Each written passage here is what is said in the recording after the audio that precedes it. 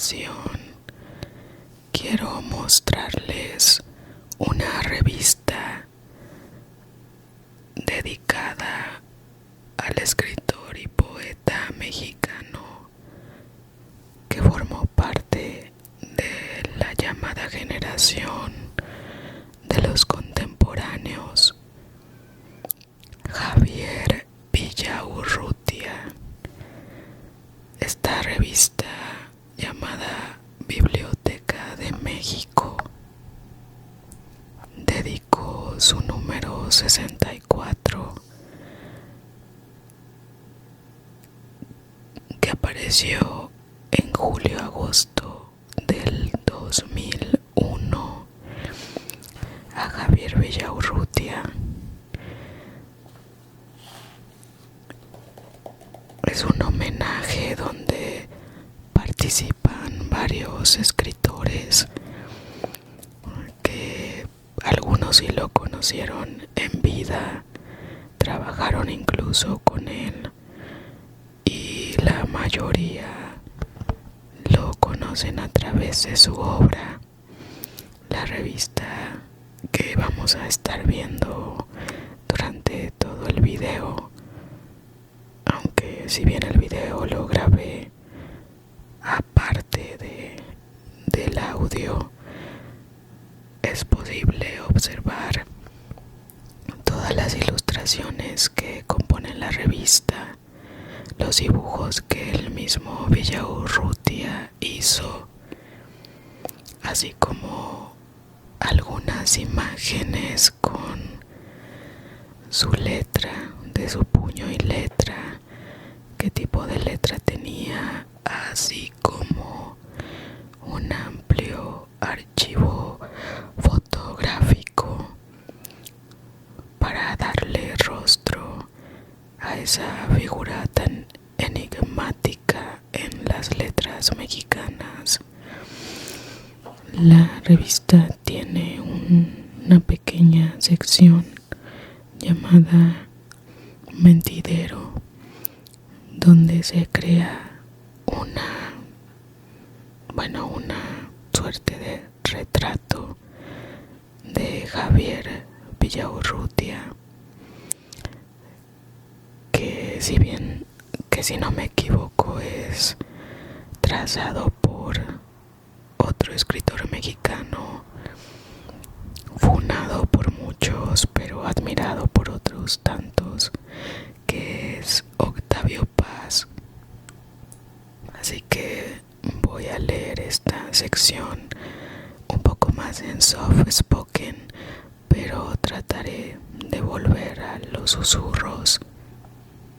La sección se llama Mentidero, Javier Villaurrutia, 1903-1950.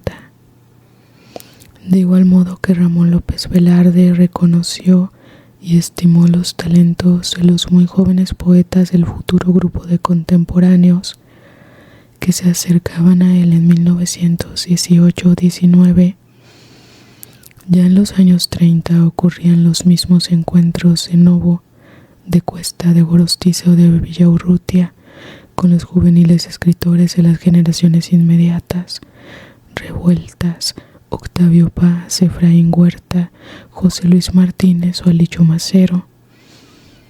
¿Acaso uno de los póstumos retratos literarios que se han hecho de Javier Villaurrutia, a quien se rinde homenaje con este número de nuestra revista en el 50 aniversario de su muerte, es del mismo Octavio Paz, que prologó su propia antología del autor en 1980.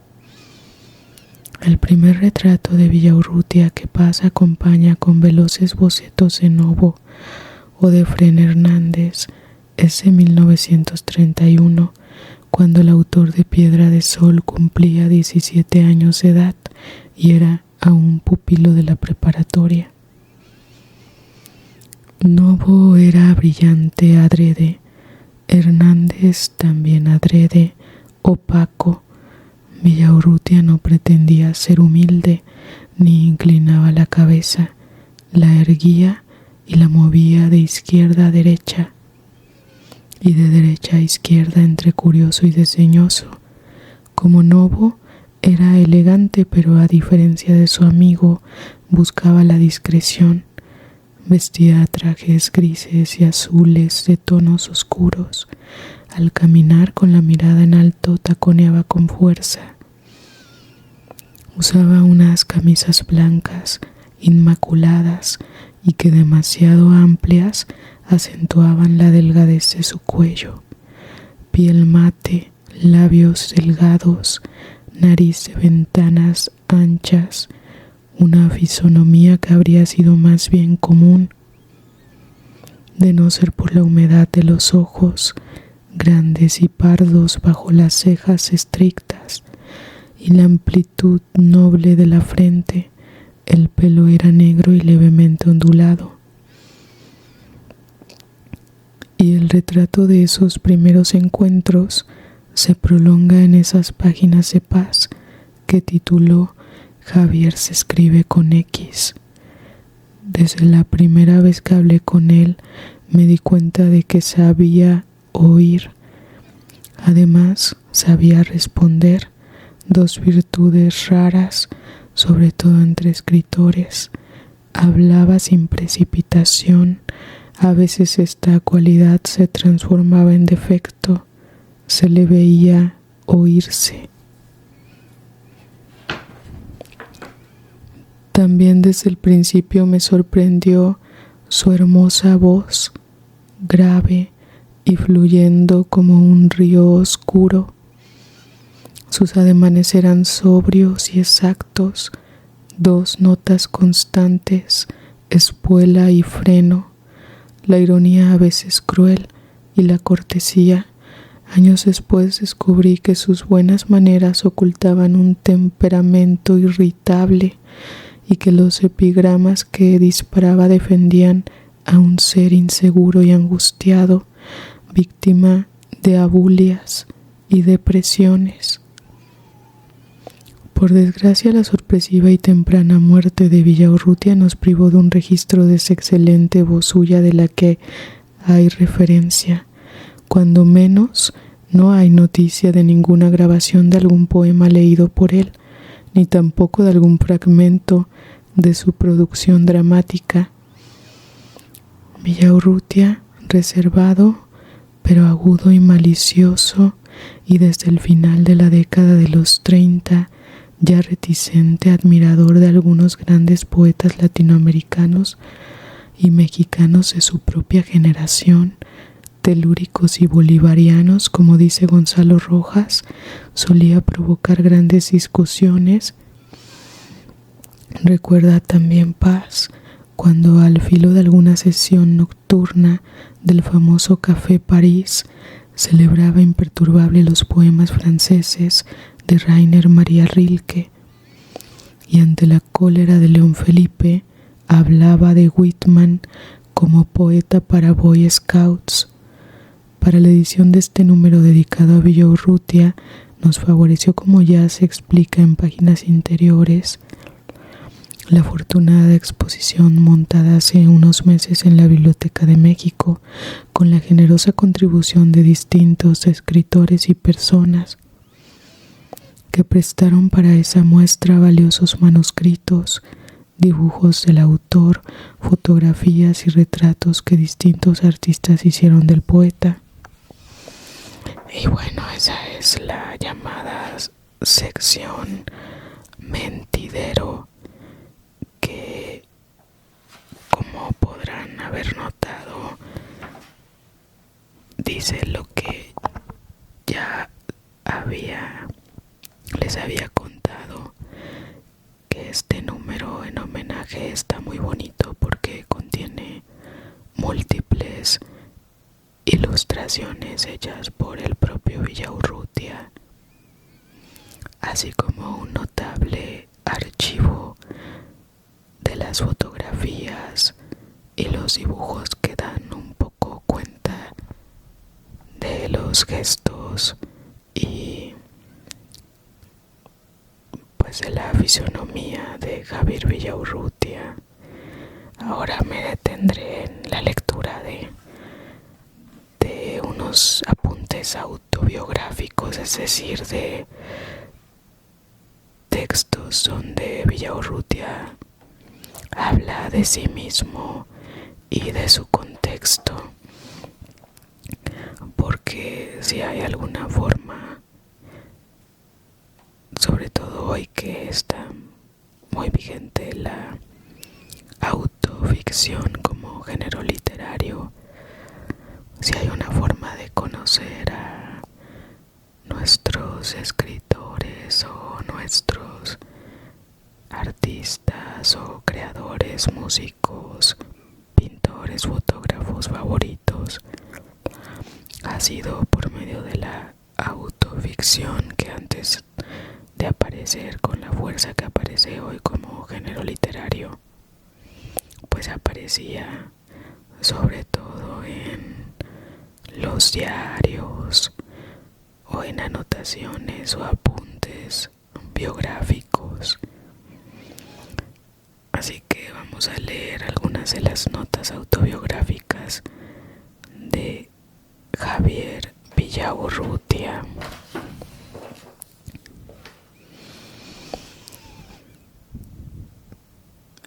Nació el 27 de marzo de 1903 en la Ciudad de México.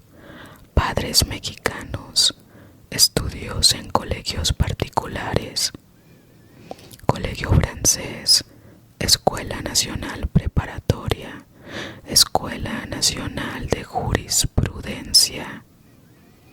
Abandona los estudios de leyes por la repugnancia que le producen los procedimientos, lecturas infantiles entre autores y personajes: Jules Verne, Van Thomas, Salgari, Sherlock Holmes, Caligari, Gaboriau, Dumas, que explican el gusto actual de Javier Villaurrutia por las notas de policía y por los libros de viaje. A Lesage y a Cervantes los leyó también desde niño, y sus libros, junto con las 1001 noches, le dejaron una huella preciosa. Otra lectura infantil: Crimen y Castigo de Dostoyevsky, leída durante una convalecencia, lo hizo recaer en una fiebre inexplicable para el médico, para sus familiares y para él mismo entonces. No ha salido jamás de su país, pero ha viajado a su manera, muy intensamente, no en superficie sino en profundidad. Caer sin llegar sería su divisa si las divisas le gustaran. No se ha afiliado jamás a ninguna escuela literaria. Adora los contrarios, las divergencias. Hace casi siempre lo contrario de lo que se propone hacer. Le parece que proponerse una cosa es casi tanto como hacerla, o más que hacerla. Y como hacerla sería redundancia, hace la contraria. Su lucidez crítica le impide escribir mucho, y acaso le impida escribir mejor. Sus polos son la curiosidad y la crítica. Oscila entre ambos sin saber cuál escoger. Sabe que lo perfecto sería juntarlos, pero sabe también que esto es imposible. Con Pellicer y Novo hay que contarlo entre los poetas nuevos de México que inician y escriben una poesía no solo distinta sino contraria a la de sus antecesores. Como su poesía se opone a la de los poetas mexicanos anteriores a él, su obra aparece aislada, estética y moralmente. Adora la pintura, dibuja y pintaría si no fuera muy perezoso cosas curiosas. Los pintores mexicanos lo quieren o lo temen, lo buscan siempre. Si ayer amaba el rigor, el el orden y la calma, ahora prefiere el abandono, la sensualidad, la libertad. Con Owen ha hecho antes o al mismo tiempo que los suprarrealistas, o sin saber que ellos lo hacían, experiencias de escritura automática, y ha coleccionado sueños a la edad que otros coleccionaban libros. Ha dibujado con los ojos cerrados y soñado con los ojos abiertos. Fijarse en algo no le agrada, prefiere ser imprudente y exponerse en el camino a salvarse en la abstención. La influencia de André Gide se mira mejor en la vida moral de Javier Villaurrutia que en su obra. No obstante, ha traducido a William Blake para mejor conocer a Gide, para experimentar dudas y problemas semejantes a los que Gide sintió traduciendo el libro perfecto de Blake. Juan Ramón Jiménez le pareció un tiempo el poeta castellano actual más importante. Ahora no consigue leer de este poeta más de una poesía. Escribirle enferma. Acabará por callarse. Y bueno, como a leer se extiende un poco el tiempo en este video, voy a escoger otro de los segmentos de las notas autobiográficas de Villaurrutia, y va a ser el que es dedicado a la poesía.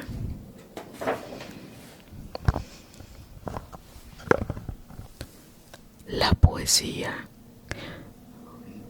Viajar es una manera de nutrir la quietud, si se conserva la quietud en el viaje. Por eso prefiero nutrir el viaje con un movimiento tan lento que no pueda distinguirse de la quietud. Quizá el viaje así resulte más corto, sé que resulta más intenso. La pasión es un viaje, alimento la mía con los más fríos objetos, con los que más fácilmente me apasionan. No apasionan más los más cálidos, sino más fácilmente, más superficialmente. La pasión ya está en su calor. Yo quiero que la pasión esté en mí, la frialdad en ellos. Todo es una cuestión de forma. Quiero para mi poesía la forma de ella misma, siempre diferente, la forma de los objetos que describo. No obedecieron mis poemas de ayer a ninguna solicitación exterior, a ninguna moda del espíritu, como no obedecen los actuales a ningún ejemplo externo. De los primeros nacen los segundos, son a modo de términos primeros de una serie que no sé cuándo terminará.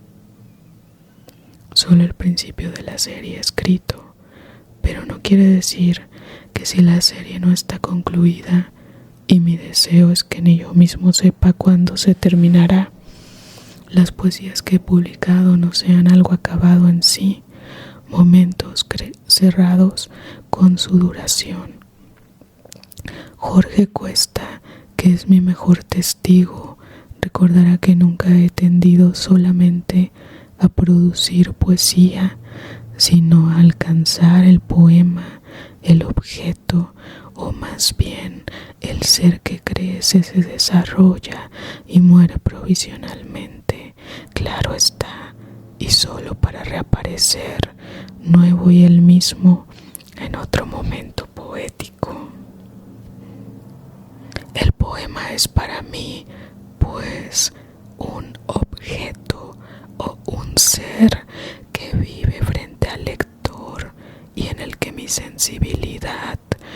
Mi sensualidad y mi inteligencia cambiantes encuentran un equilibrio, así sea momentáneo. Un ser que dure el tiempo de un pecho desnudo entre dos camisas. Escribo muy poco, leo mucho en cambio y releo para probar mi situación espiritual. Yo no diseño la cantidad en los demás. La sobreabundancia es condición de un buen número de escritores que no son necesariamente los menos buenos, pero yo no estoy de su parte. Recuerdo una frase de León Paul Farguet que encuentro perfecta. La calidad es la cantidad asimilada. Yo podría escribir con frecuencia, pero en este caso tendría que repetirme fuera de mí, seguir una fórmula mía, fuera de mí. Las fórmulas están siempre fuera de uno. Una fórmula es algo fuera de sí. Yo soy poeta ante todo y lo seguiré siendo, ahora que mi profesión es la de escritor y no me es muy fácil producir, ya que no soy poeta de todos los días. Es preciso dedicarme en los largos intermedios a otras actividades. Procuro, no obstante, proyectarlas todas hacia la poesía, y en mis trabajos críticos me preocupo sobre todo por la comprensión de los textos, trabajo que me sirve también como experiencia poética y aún para propios descubrimientos. A mí no me es posible decir, voy a ponerme a escribir. Es preciso abandonarme por largo tiempo en el que voy madurando, cristalizando una angustia, una idea, hasta que llega un momento sobre el que no tengo ningún mandato y puedo decirme, ahora sé que voy a escribir. Es decir, escribo inevitablemente. Esa es la palabra exacta. Si ha habido una escuela poética de quien me sienta totalmente opuesto y extraño, es el modernismo. Para mí no tiene sentido alguno la poesía, que es puro juego exterior o encanto a los sentidos. La musicalidad de una estrofa, la belleza de ciertas palabras, no me llama en lo absoluto cuando se busca como intención de la poesía. De Darío, que era un verdadero poeta, si hacemos de su obra una apretada selección, nos quedaremos apenas con unas 5 o 6 poesías, eso sí, maravillosas, y el García Lorca más conocido, poeta externo, plástico, gustador de ritmos, se encuentra en un caso semejante, y es la causa de que tenga tan poco interés para mí. La gran preocupación de la poesía debe ser la expresión del drama del hombre, y este drama ha de ser verdadero. Toda la poesía no es sino un intento para el conocimiento del hombre. Ahora bien, la expresión de este drama se logra más estrictamente con ideas, pero para que estas ideas tengan categoría poética, no bastaría enunciarlas en verso, sino que precisa cristalizarlas, vivirlas real y plenamente, consubstancialmente. El enunciado de Einstein para su teoría de la relatividad es de una brillantez mental maravillosa, pero no es poesía. Nunca pondría en mi poesía una sola palabra sin un sentido exacto, o bien que fuera puramente decorativa. Si he usado de los juegos de palabras es porque han sido precisos para expresar con ello alguna idea. Por otra parte, el juego de palabras aparece aparece ya en la poesía española, en Lope, por ejemplo, aunque no con la frecuencia con que existe en la poesía francesa y en la inglesa, donde es enteramente común. Es curioso que existan en mi obra más que influencias de algunos escritores, la de un pintor. En Chirico encontré muchas veces una clara afinidad en esa manera de evasión de las cosas. Es un hecho innegable la preocupación y pudiera decirse la predilección por la muerte como objeto y sujeto de la poesía contemporánea. En México, los poemas de mi generación, los poetas de mi generación, por diversos caminos hemos coincidido y por caminos diversos hemos hecho de la muerte un tema sustantivo de nuestra poesía. No quiero decir que antes no haya sido tratado este tema en la poesía mexicana. Esta preocupación de la muerte, ya algún filósofo la ha señalado también. ¿Y por qué esta aparición del tema de la muerte? ¿Acaso porque en momentos como los que ahora vivimos, la muerte es lo único que no le pueden quitar al hombre? Le pueden quitar la fortuna, la vida, la ilusión, pero la muerte, ¿quién me la va a quitar? Si la muerte la llevamos, como decía un poeta, dentro, como el fruto lleva la semilla. Nos acompaña siempre desde el nacimiento y nuestra muerte crece con nosotros. La muerte es también una patria a la que se vuelve. Por eso es posible que haya un libro de versos que se llama Nostalgia de la muerte. Nostalgia de lo ya conocido. La muerte es algo ya conocido por el hombre.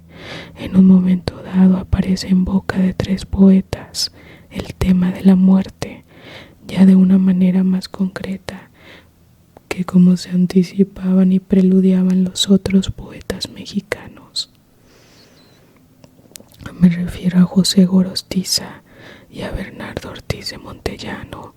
Sus obras tienen títulos significativos: Muerte sin fin, el del primero; Muerte de cielo azul, el de Ortiz de Montellano; Muerte sin fin, muerte eterna y al mismo tiempo muerte sin objeto.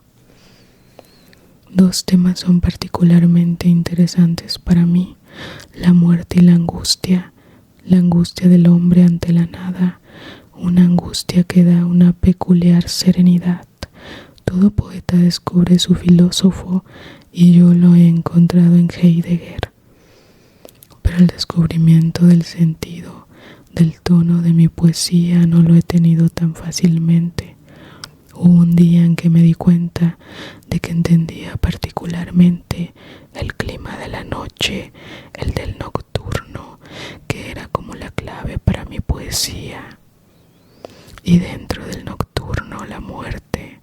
Si una característica esencial tiene para mí el hombre moderno, lo he dicho ya en algún periódico, es la de morir y asistir a su propia muerte.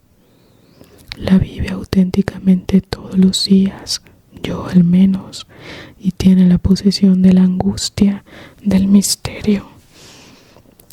Landsberg, en su libro La experiencia de la muerte, habla de esta experiencia en nuestro propio último momento y de la experiencia en la muerte de los demás, y reproduce aquellas admirables palabras de San Agustín refiriendo la muerte de su Santa Mónica. Pero además de esta experiencia, existen también la de asistir al aniquilamiento cotidiano, a nuestra muerte presente. La muerte no es para mí ni un fin, ni un puente tendido hacia otra vida, sino una constante presencia, un vivirla y palparla segundo a segundo. Presencia que sorprendo en el placer y en el dolor. Cuánta poesía continúa escribiendo la haré en el mismo sentido, porque representa la angustia que es mi mensaje, ahora que puede vivirse ese drama, y hasta con aguda sensibilidad, como le pasa a uno de los más jóvenes poetas contemporáneos, y no poder expresarla. Y sin embargo, no puedo dejar de pensar que el poeta lírico es solo dueño de un tema que repite indefinidamente, pero esta repetición hay que entenderla en altura o en profundidad, siempre verticalmente. Lo demás es prisa por llegar, velocidad loca. Decía yo de mis poemas que en ellos buscaba un movimiento tan lento que no se distinguiera de la quietud. Celestino Gorostiza habló de lo mismo, diciendo que el movimiento era tan rápido que no se distinguía de la quietud. Ambas cosas opuestas son ciertas, sin embargo. Espero que les haya gustado esta lectura y asomo a la revista dedicada al poeta mexicano Javier Villaurrutia.